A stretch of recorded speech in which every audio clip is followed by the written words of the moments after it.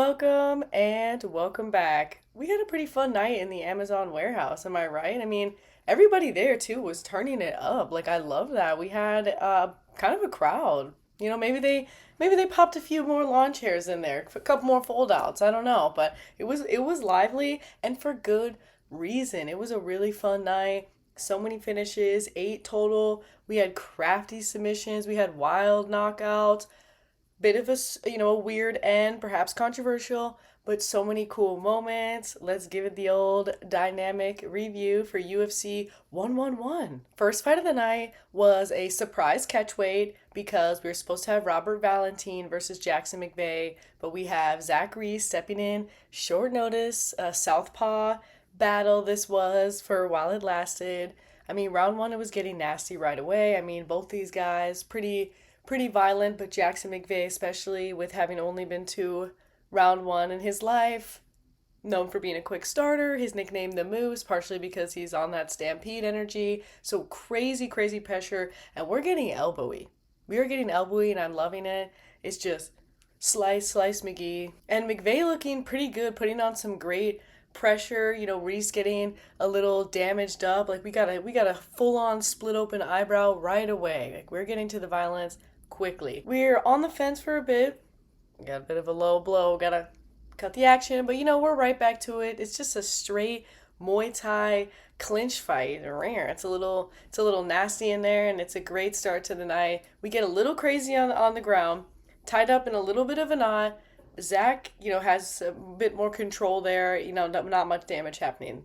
Okay, but we make it to round two. That's a first for Jackson McVeigh. That's a first in his life ever. Never known it. And of course, it's chaos and it's elbows and it's pressure from McVeigh. But Reese weathers the storm really well. Like he's there, he's figuring it out. Reese is weathering the storm. We find our way onto the ground and he is on McVeigh's back in no time. In a very quick sequence, he's got the choke. He's going for that rear naked and McVeigh's corner's telling him don't quit. But oh man, it's pretty tight in there. So it is what it is. Gotta tap it out. So we start the night off with a rear naked choke win for Zachary Reese, stepping in. Short notice, he was saying that he felt like after that last moment in round one, he was like, could feel his advantage on the ground. And he admits that, Jackson McVeigh was giving him a bit of trouble with the crazy pressure. So awesome game plan there. Pretty dope adjustment. And shout out to Reese, right, for saving the fight, stepping in short notice and getting the win. And, we're still really excited, obviously, for McVeigh's future. He put on an incredible performance, even though, he succumbed to the choke in the end. It was an amazing first round and first part of the second round. So, very excited for his future. He was reasonably pretty emotional at the loss, but we believe in him. Okay, we believe in him. Shower him with love. Everybody deserves it. And then we had another really fun matchup, also a pretty emotional end as well, for Miles Johns versus Daniel Marcos. Daniel Marcos, such a rising star. Miles Johns, incredibly tough competition here. I mean, this was a pretty cool matchup. Both guys with a really wide skill set. Round one, you could see Daniel pretty hunched up. I noticed that and I was kind of wondering like what's up with that. Like he's definitely the taller, longer guy, but was pretty curled up. And Dom was saying some astute stuff about probably just wary of the Johns takedown because that's where Johns really shines, is in the wrestling. Yeah, for sure. That's his world. But after some pawing, Daniel goes for the takedown and doesn't maintain top position for too long, but that was fun. I was like, okay, I see where we're going with things. And Johns immediately is looking for takedown revenge again because that's his wheelhouse. So he's like, oh, you're gonna get a takedown on me, are you? Well, maybe I'll get one right back. But we break, so we're against the fence. John's looking to get his revenge, but we break it up, finish things on the feet, and we get to round two. John's corner telling him, enough with the wrestling, don't do it, let's go for the trade.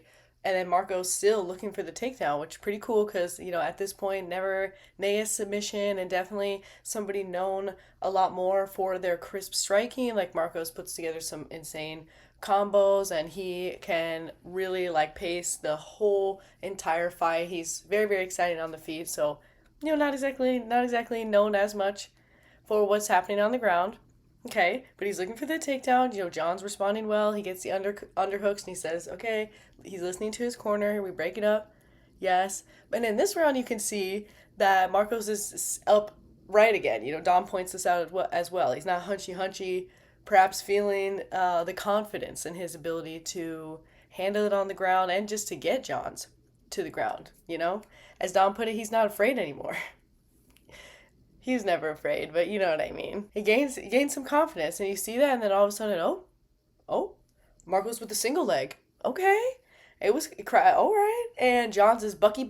He's like, God, no, get off, trying to create some space, but Daniel is totally on him. So they're up against the fence. Daniel, he's on him. He's at it. He's kneeing him in the thigh. You know how that goes, little knee to the thigh, and then he drags him back down to the ground again. And quickly, he is in the position to get that choke in fast enough, so quick, that he sinks it in before Johns even has a chance to really defend it.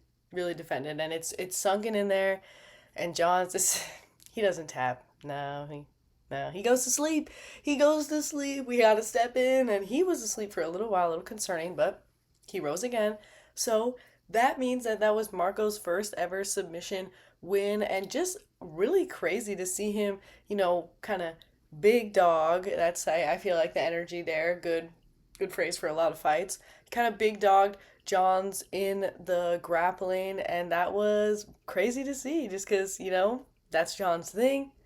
Not that he didn't put up a good fight until the end, but super exciting to see Marcos evolving his game. And he was super emotional, coming off of his first ever career loss previously to Montel Jackson. He was honest about how that put him in a dark place, made him a little sad, a little depression sunk in. Reasonable, right? People are rude. They turn on you, especially when you're coming in with an undefeated record and you get your first loss. People are weird. People are weird. But as he said, the people who loved him, they stuck by his side. He found that light, right? He persevered. And he didn't, not only did he come back strong, but he came back with, some new tools. He came back with some new tools, it seems. Well, just continuing to evolve always. He definitely has shown some good grappling. The Adrian Yanez fight, that's how he was able to get the win, was getting some meaningful control time. And in here, he manifested into a full-on submission.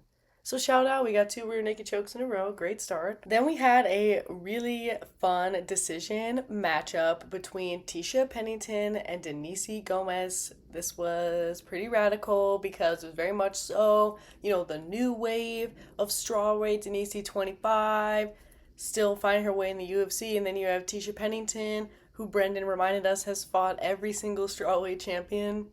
Yeah, talk about a pioneer. She literally is a pioneer of the strawweight division. Super, super cool. Gotta say, they both had really fun walkout songs. I feel like it was so Denise to come out to. Girls just wanna have fun. Oh, like, that's so her because she just such a fun, great attitude. And, Tisha, she came out to that Nicki Minaj Rihanna collab. I was like, I'm in the mood now. I'm loving this. So great. And as expected, round 1, we're pretty off to the races. Both ladies are very technical, not chaotic. It's looking feisty, but very much so in control on both ends. Denise was showing more restraint than I feel like we've seen her hold in other fights. She's going for a trip early. Tisha's pretty quick to get up because she is the tornado, so she's up and up.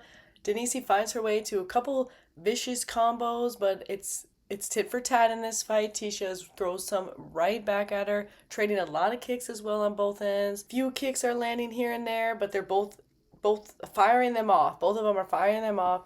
Tisha's definitely looking like a really good counter striker in these moments, and Denise is being cautious but aggressive and controlling the octagon during that. And, you can tell she's searching for the big one, right? Searching for the big one. Round 2, Gomez again, still searching for something heavy. Tisha's still dancing from the outside and proving to be extremely hard to hit. And she's landing leg kicks as well to make sure that she is up and in the strikes, right? Couple of nice rights getting through for Gomez for sure. Paul astutely observing that Tisha is definitely ahead on the volume, but it's Gomez who has got the power and those shots are pretty damaging for sure. We roll with that same story into the third round. Gomez, closes the distance a bit though against the fence, and she's on Tisha's back, grinding it out. Gomez gets her to the ground.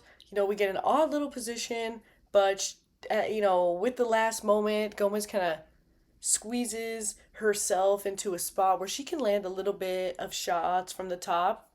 Another good idea. And we make it to the decision with a little bit of flurry on the feet to the end. So pretty fun, very exciting. Both very technical strikers. Tisha, being very, very hard to hit, but still always responding. Pretty characteristic of her. If you land a shot on her, she's definitely going to get at least one back on you. That was a very fun, competitive match. Denise got the decision win out of that one, a little more control time, but that was a very, very fun, competitive matchup. We get a little bit of a decision, a break from the finishes, and then we head right back into a world of chaos with Josh Hokick versus Max Gimenez. This is a heavyweight double debut. That's always really fun stuff. Josh has a big background with the wrestling and the football. Very, very fast and athletic. He's coming out with I felt like there was some Kobe Covington energy in the walkout, and that was confirmed to be true later. So I was like, oh, I'm a little scared. And, of course, in heavyweight fashion, we get a really quick finish out of this fight, as we often do with our heavyweights. It is a calf kick, though, that gives us a little scare. Max lands a really nasty calf kick on Josh, sends his leg, the leg does the old whoop. But he comes back pretty well from that. Well, very well, because he charges immediately in, and it's a right hand, I think, that really got Max. He survives the first one, but Josh is on it. Like, that's, he's a storm. He's right on it, and he gets a few more in there, and, Max he's dead on the fence. Well, he's alive, but you know what I mean. He's limp on the fence, and it's, okay. Yeah, I think we're good. So that was a round one knockout. Okay, where we go, right? We're in, we're out for that one, and he, proceeds to go into his Kobe Covington speech. He memorized it. Hey, if you're familiar, you're familiar. If you're not, good for you. That's good. You don't need to know. Says that Walter Walker sucks. Yeah, I love that. Trying to stir the drama pot. Let me at him, right? He wants Walter Walker. That's cool. Why not? I don't know. I think Walter Walker is going to go up in the rankings as far as who his next matchup is. But still, very exciting future for Josh. Super cool stuff. I knew he was a quirky guy from his fights because, I mentioned he kind of does a Kevin Holland thing. Like, in the face-offs, he's talking to his opponents. He's a chatter. So that was weird and fun. Then we had another decision about this one, a bit of a tentative one. We turned it up a little bit on the end for sure. With Mayra Brenda Silva versus Jacqueline Cavalcanti, women's bantamweight. Up in the rankings, we got big stakes. Round one, kind of expected. This was definitely a feeling them out kind of round, but Mayra was still wearing some damage pretty early because Jackie was, how she is. She finds a home for that 1-2, maybe that 1-2-3 even. Pretty good at that. It took about half the round to really figure it out where her range was, but definitely did figure it out by the end of the round. We had a little bit of moments on the fence, and of course, right, like with Mayra looking to get things on the ground, but we break. Round two, we could see we're starting to find a little bit of a rhythm, but the fight is still staying pretty much entirely on the outside. We do get clinched up, but we're never really in the pocket. So we get clinched up, 3 minutes to go, not there long either. Back to fighting on the outside. Dom's feeling like he wants a little more violence, and you can actually hear Jackie's corner telling her to just trust in it, get in there, because she definitely was landing.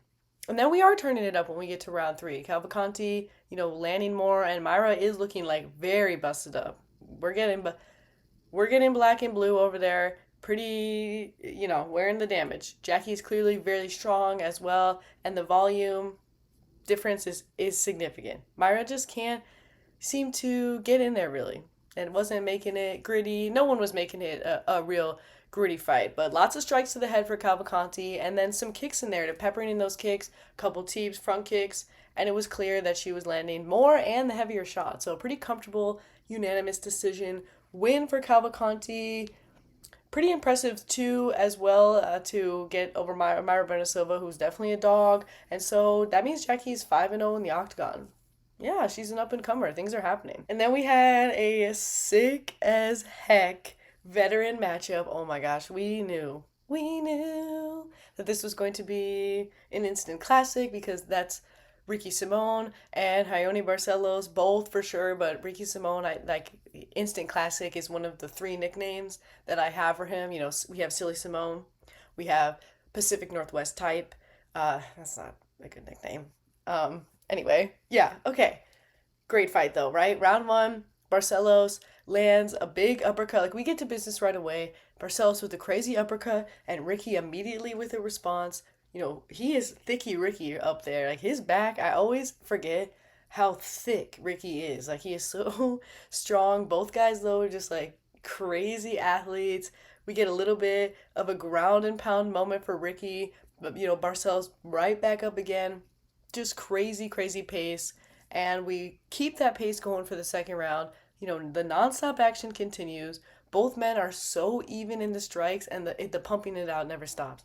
Bam, it never stops. They're incredible athletes. Barcelos, he stops the takedowns. It's pretty much a boxing match entirely. There's no kicks in sight, or hardly a kick in sight, and we just keep it going. Like we're just endless exchange. It feels like the fight is like I don't know how they have this kind of gas take, and they roll that into round three. We stay close, and the head movement's awesome. Like I really love that when it's not just you're just going into the pocket, kind of like planting your feet down and going rrr, rrr. Like their movement was amazing on both ends. Like it really felt like two incredibly skilled people who were responding to each other tit for tat, and they were really close up in so many moments.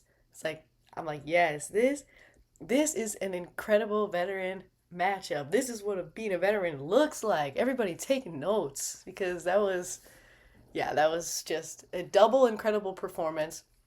It's hard. I was like, who won that? Because it was awesome. And Barcelos did get the unanimous decision win. I think I was just like in awe of it all. I was just loving the moment. Maybe you should watch it back because it was so much fun. That was crazy. And Barcelos on like an awesome stride right now. Like, what's next? Honestly, like, definitely somebody in the top 15, right? Maybe he'll be in the top 15 after this because the rankings are weird.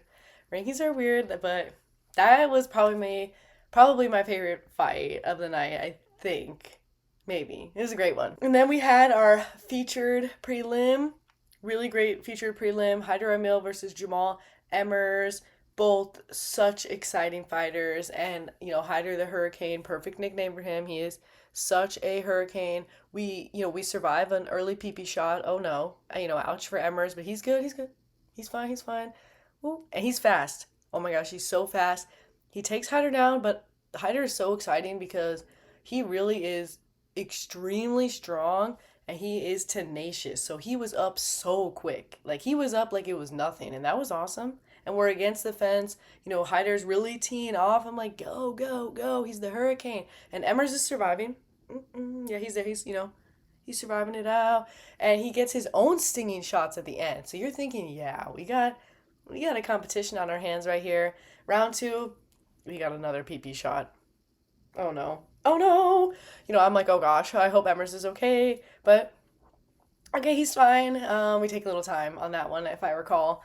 Emmers muscles Haider to the ground though when we get back to action, and it's tough work to get him there. Haider again, he's just rare. He's a feisty. He can't get him there. But Emmers is controlling him on the ground, but not getting a lot of damage in. Maybe it was a little tiring to get there. I don't know, but he was in a pretty good position. It seemed like to land some ground and pound, but was pretty much just neutralizing Haider in that moment, who was having a lot of his moment on the feet. Right. So good call by Emmers. And then round three. Emmers again, quick to get the takedown. He's like, I think I like that. Get some more control. He's all over Haider. He's going for the arm triangle. He's going for the subby sub. He's going for submissions really until the very end, which that's pretty critical, right? We're counting that in. So maybe could have gotten a little bit more in there, but you know what? Still dope, and that was really fun. Both guys, very very scrappy, and classic decision making. for Jamal Amers, figuring out what is going to work best. Definitely had a good game plan there to get the unanimous decision win. That was a fun one. All right. Then we get to the main card and things got crazy right away with Christian Leroy Duncan versus Marco Tulio, which we did suspect was going to be an exciting matchup.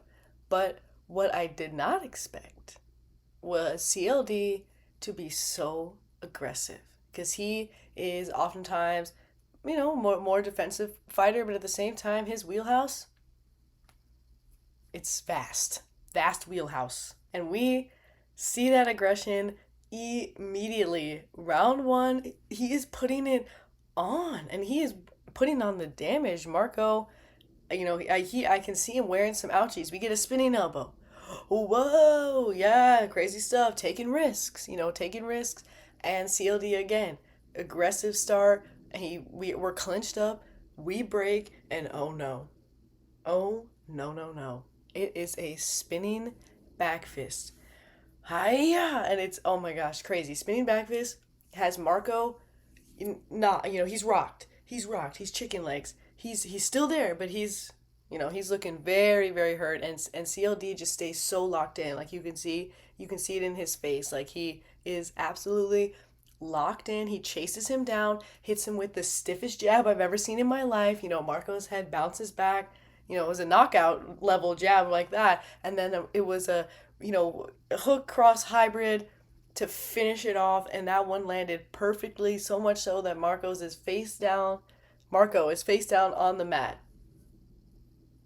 CLD with the knockout in round two. So much aggression and athleticism. He is so exciting. We love CLD. I love that he always puts on the hat backwards every time. It's his routine when he wins, and he is so exciting. And that was amazing because I don't recall seeing him so aggressive. That was so cool.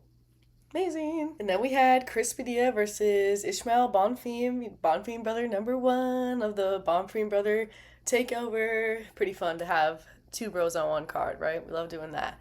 So Chris Padilla, he's been on a little sneaky rise, right? And round one, we get to the excitement early. We're clinched up. Padilla is working Bonfim against the fence. Like, Bonfim is pretty trapped. He's pretty trapped for that round and taking in some nasty elbows. I mean, Chris making sure to, get the violence going. And Bonfim does get a bit of a takedown on the break. Pretty exciting first round. Everybody had a little bit of moments, but Chris looking very strong against the fence and looking really good. And in round two, he's putting on the power for sure. Chris is got the guard up. You could tell he's absolutely ready to go. But both guys are even in the strikes and starting in that round two. And already a lot of strikes are landed. Chris controlling the octagon though, right, with that high guard. He's coming in. He's coming in with the high guard, looking scary as all heck. And Bonfim goes for a desperation takedown after taking some heavy shots. And Chris takes control very, very quickly in that moment. So, switches right away to where he's on top of Bonfim. And he's landing some of these. And, Bonfim's covering up. He's covering up. And he's not really responding. And so we got to step in. And we got to call it quitty. And that is a TKO finish for Padilla round two. Still undefeated in the octagon. And Brendan is the lightweight that no one's talking about. And I go, hey, Brendan. But maybe they should. Didn't have to say it like that. I don't think nobody's talking about him. But yeah, especially not after that. That was very, very exciting. Chris just looked so strong, and like CLD in the previous performance, absolutely locked in, just so locked in. So very excited about what's next for him for sure. And then we had another crazy time. We knew this one was going to be crazy though. This, I don't think anyone was surprised that Muslim Salikov and Euros Medic ended in a finish. Those guys are finishers. Yes, they are. Round one, not even a minute in. We, don't look away, right? And you knew not to look away. We're less than a minute in, and, well, maybe exactly a minute in, and Euros lands a straight left because, he's a southpaw, and oh no. That's all it takes. Muslim was down. He was down for the count, and just a couple more to finish it off, though, right? Just in case. Da-da-da-da-do. Ref's got to step in. Wow. Okay, that's it. We didn't even get the fight, didn't fully manifest into much. Got the knockout right away. Euros is very, very strong. It's kind of his thing, right? And not only is he tough and strong, but he's fast. Like, he's very, very fast. So he got there quick. He got it done quick. Round one, TKO. And then we had another really exciting moment with match Nelly Ellie Ellie versus Joseph Morales, who had a UFC stint. Essentially, they didn't even give him a chance from my perspective because he had one win, two losses, and among his two losses, one was a split decision, and the other one was a knockout to Davison Figueiredo, one of the strongest, people in the bantam fly arena, featherweight even. That guy's big. He's so strong. So I'm like, it only makes sense that he made his way back here through tough, won tough, and so now he's here. It's been like, you know, uh, 5, 6 years even? Crazy stuff. So very exciting moment in Match Nelly Ellie Ellie. Match Snell is tough stuff. So they're throwing JoJo to the wolves, as we say, but JoJo proved to be a big dog himself. He's a wolf himself. So we start this fight. Joey's got that takedown a minute in. He's on top. We're in the middle of the octagon. And, he's trying to keep Matt pretty close, right? Because Snell is explosive. If you get him on the ground, he's going to maintain comfortability and look for his moment to explode because Matt is a calm, composed professional. And Morales is aware, and he's a calm, composed professional himself. And he's going for the Kimura, and then very quickly, he finds himself having Matt trapped in a crucifix. Matt staying calm, though, staying calm, staying calm. It's crazy control, and again, Matt's going to be looking for his explosive moment. We do get a moment of explosions. We get a little bit of a scramble, but Schnelly Ellie Ellie finds himself in a gilly illy illy. Oh my goodness! So within that scramble, Joseph's quick to get him in, and it's just it is what it is. He's got the body triangle on him. It's over, and Schnelly has no choice but to tap. It's crazy. That was a very exciting grappling exchange. Super impressive performance by Joseph Morales because Matt Schnell, not easy to do that too. Okay, we love the Schnellster. And so that is quite a statement. So congrats to JoJo. That was very, very cool stuff. We get another submission. This time we get a gilly. And then in round one, we get a gilly and Joseph shouts out Philly. Well, Feely, because he really wants the UFC to come back to Sacramento. We'll get Andre Feely in there. Let's do it. That'd be so much fun. I don't know if that's going to happen, but I couldn't agree more. And I think that's a really fun request from Joseph Morales. Shout out JoJo. Then we get to our main event, crazy stuff. Gabriel Bonfim versus Randy Brown.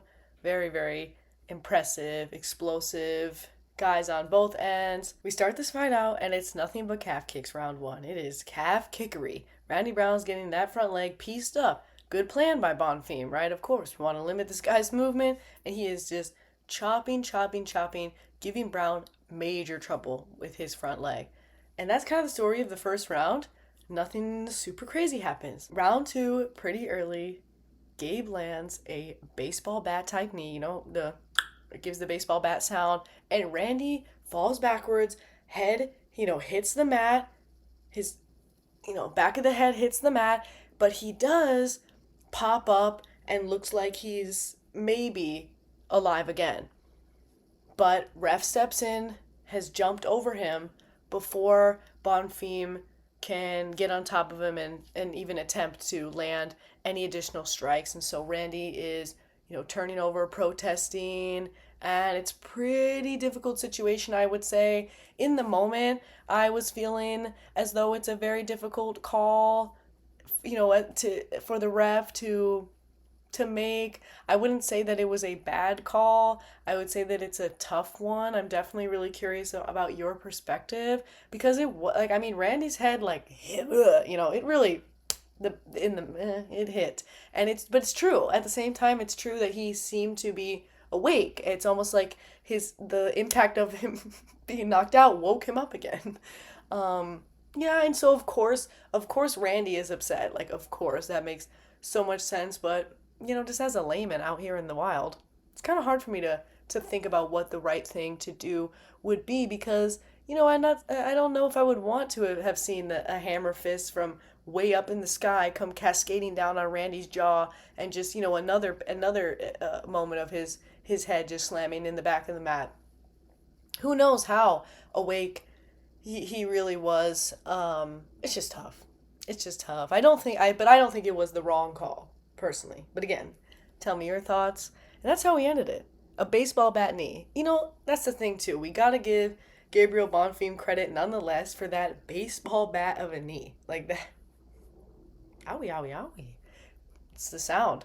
So again, that was one of our whoa moments. We had a lot of those. Just like crazy, awesome moment of fights. Or moments. Many moments of fights. Yeah. It was a cool night in the warehouse, for sure. What was your favorite warehouse moment? Probably for me, favorite moment, like all the moments, was Daniel Marcos just being emotional and honest about how it was tough to deal with the first loss, and that in conjunction with his incredible performance. But so many incredible performances. And Joseph Morales. Joseph. Yeah. Love to see him on his second UFC run, right? Love when people get a second shot at it. Everybody deserves a second chance, and especially if you're gifted, talented, and incredible, like JoJo. So let me know. Let me know anything at all.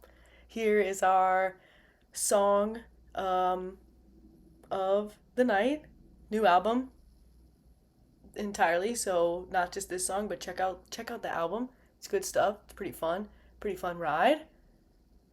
And I think that is all I've got. Peace out.